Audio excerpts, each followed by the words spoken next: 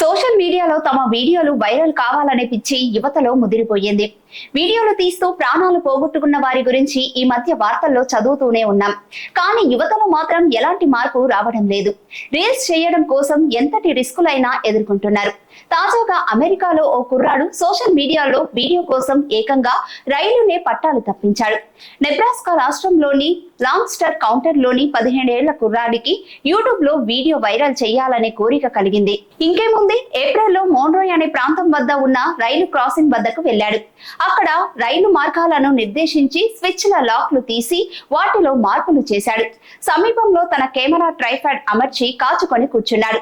ఇంతలో బిఎన్ఎస్ఎఫ్ సంస్థకు చెందిన 2 లోకోమోటివ్లు 5 బోగీలు వచ్చాయి. ఆ డ్రైవర్ ఏం జరిగిందో గుర్తించే సమయానికి అవి పట్టాలు తప్పాయి. వెంటనే ఆ బాలుడు రైల్వే అధికారులకు ఫోన్ చేసి ప్రమాదం జరిగిందని సమాచారం అందించాడు. దీంతో అధికారులు దర్యాప్తు ప్రారంభించి అక్కడి సీసీటీవీ దృశ్యాలను పరిశీలించగా ప్రమాదానికి ముందు వాహనంలో ఒక వ్యక్తి అక్కడికి వచ్చినట్లు గుర్తించాడు. అతడు బాలుడితో సరిపోలాడు.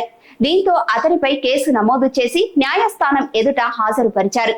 ఈ ప్రమాదం కారణంగా ఒహామా పబ్లిక్ పవర్ డిస్ట్రిక్ట్ కు బిఎన్ఎస్ఎఫ్ రైల్వేకు దాదాపు $3,50,000 నష్టం వాటిల్లింది. మన కరెన్సీలో అది దాదాపు 2 కోట్ల రూపాయలకు పైమాట. ఓ యువకుడి సరదా భారీ నష్టాన్ని కలిగించిందని అందరూ అంటున్నారు.